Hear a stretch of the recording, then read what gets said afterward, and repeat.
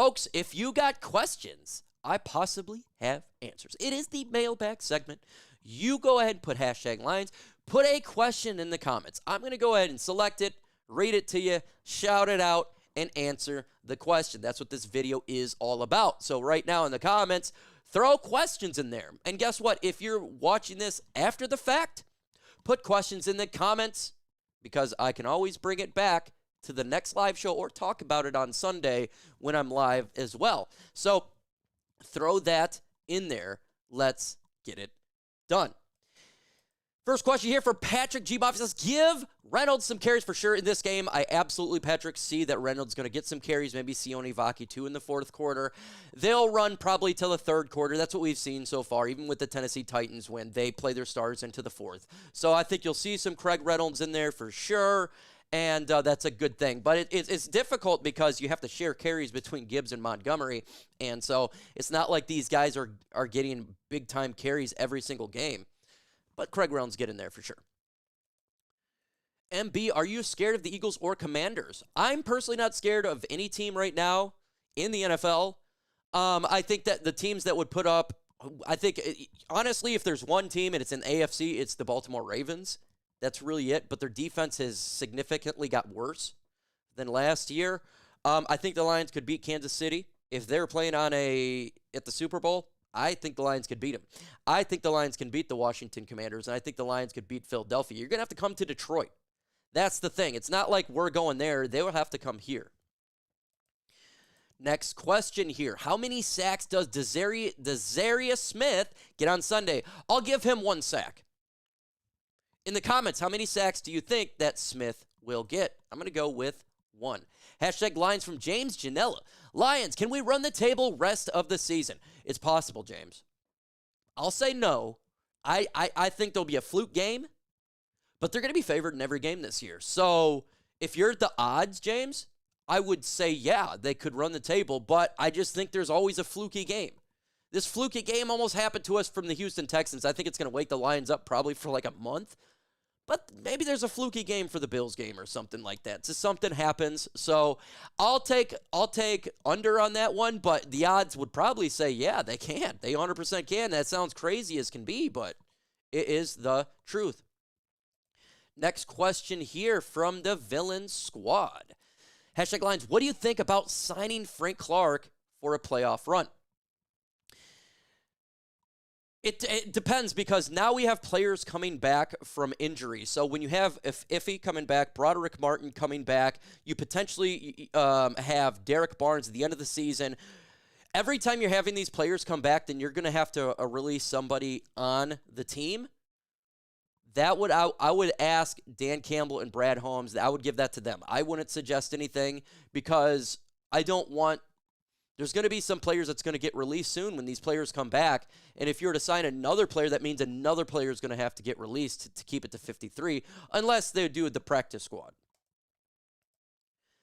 And he's not going to do that, right? Okay, hashtag Colts trap game. Anthony Richardson redeems himself against a good team after earlier criticism benching. I hope that's not the case. I don't think it's going to be the case. And I would say, I'm worried about the mobile quarterback. I'm not anymore. The Lions have shown me contain, and I got to tell you what, Joshua Pascal has been absolutely amazing containing the edge.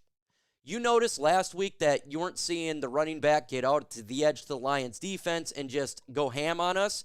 Pascal has really helped out with that, and I think Smith is going to even help out more. And Mohamed, who we picked up, in the practice squad a couple weeks ago, he's done a good job. So I'm honestly now not worried about the mobile quarterback. And Terrion Arnold is a really good tackler.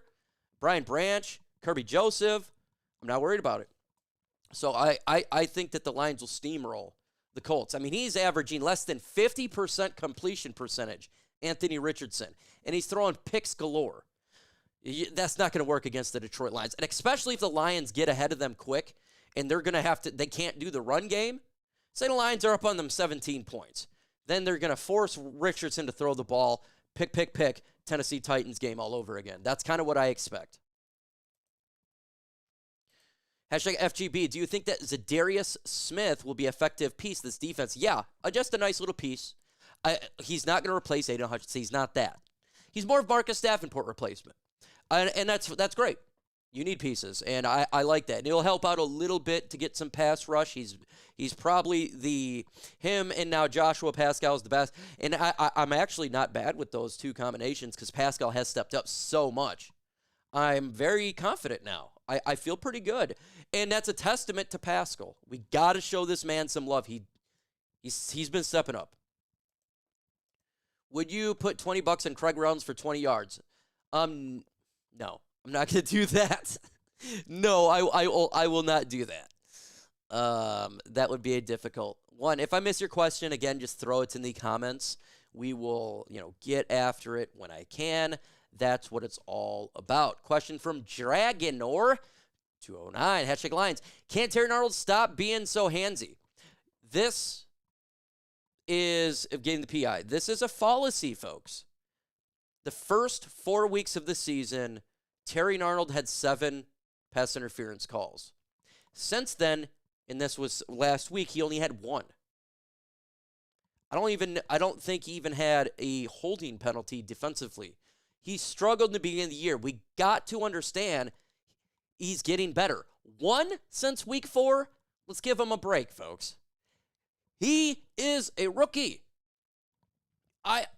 For a rookie, I think he's playing well at the cornerback position. I don't know.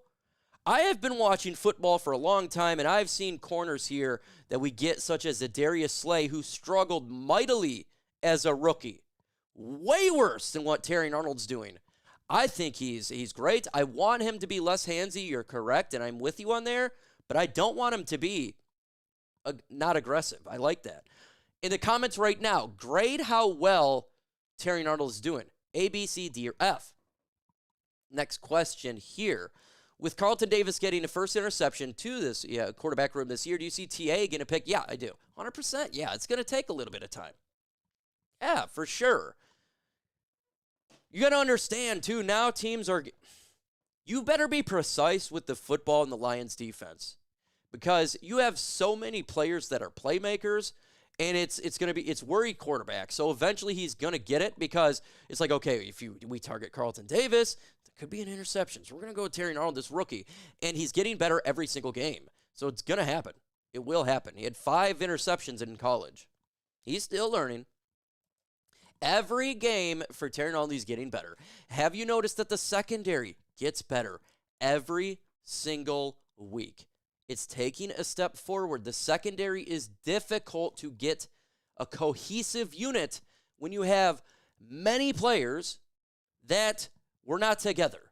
And they came together, but now they're starting to get there. I told you about this before the season. I spoke endlessly about Terry Arnold in the Lions secondary. Be patient. Patient. I knew this was going to come up. I knew it because you get Aidan Hutchinson, they called him a bust after week 1. We had Penei Sewell, they called him a bust after week 1. We get Jared Goff, they said he's a window licker. Folks, the coaching staff knows what they're doing. We got great coaches. They're coaching our players up. They're phenomenal.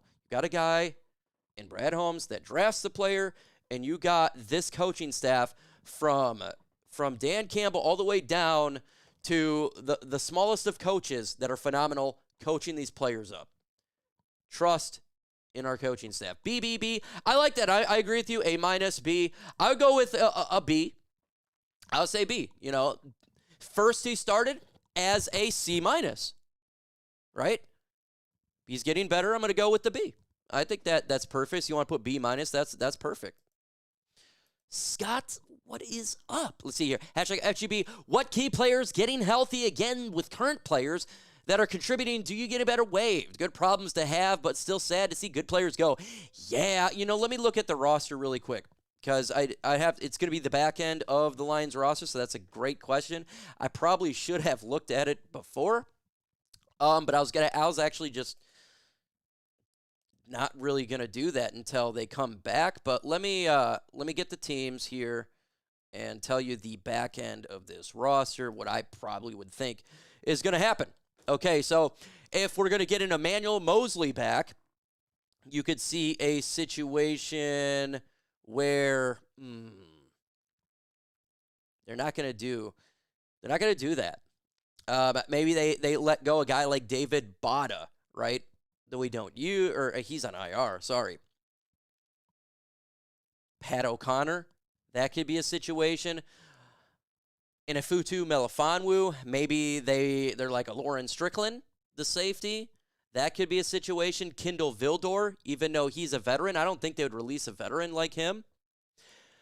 That could be a situation right there. Shane Zylstra, I know we brought him back. He's in the back end of the roster. Players like that. I think that would kind of be the list if you're thinking. Same with Broderick Martin, so maybe 3. That's where the problem is if you're wanting to sign a player is you're going to have to release a guy. And those guys I actually talked about has actually done a decent job.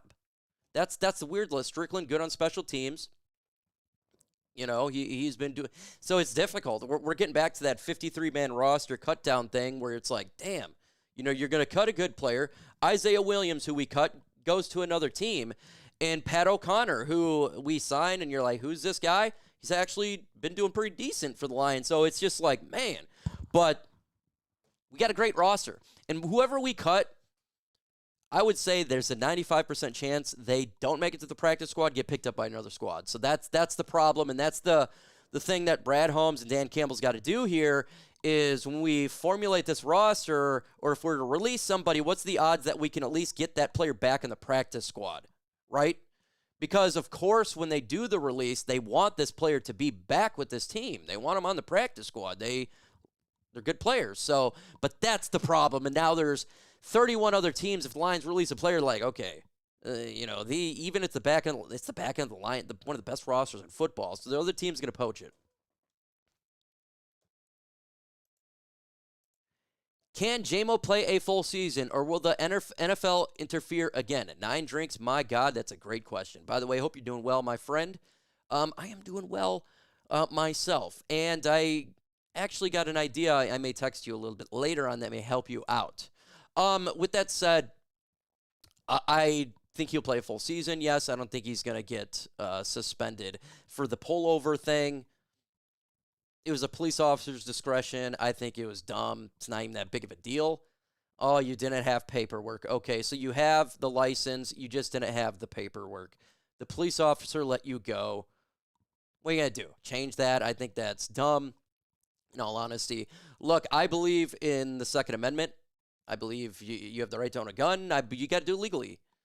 So he made a little bit of a boo-boo with not paperwork, but it's not like it's a criminal. Come on, man. So I don't think that's going to have anything bearing on it, like a suspension. Maybe you'll get a fine. Hashtag Mike, I'm kind of missing the live panel of you and the other Lions YouTubers. Guest more often.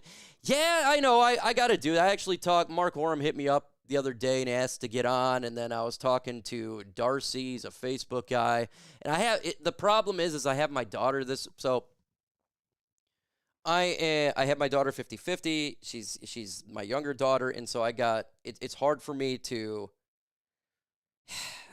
I have to do it at specific times. My streams I got to do at specific times, and sometimes that doesn't work out with other people, right? So that's the problem. I definitely need to do it. It's no hate to those guys. It's so busy. It's unbelievable, the personal life as well as work life. So I definitely got to do it.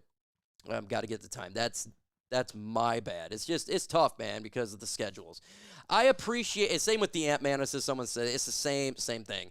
Because I'm not doing much of LNU anymore. As you know, you don't see me on there much. I really wanted this to occur. I've been working so much, I just couldn't, I don't have time to do that anymore. And so I wanted to give it off to someone else. And I'm part of Lions Nation United still, but I don't run the channel. That's more of Speakeasy. It's been Rax now.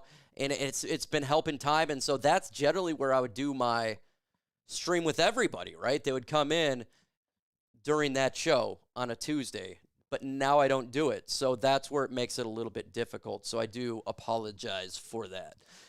But again, you know, it's hard to juggle that many things. I appreciate everybody hanging out. Folks, make sure you hit that like button.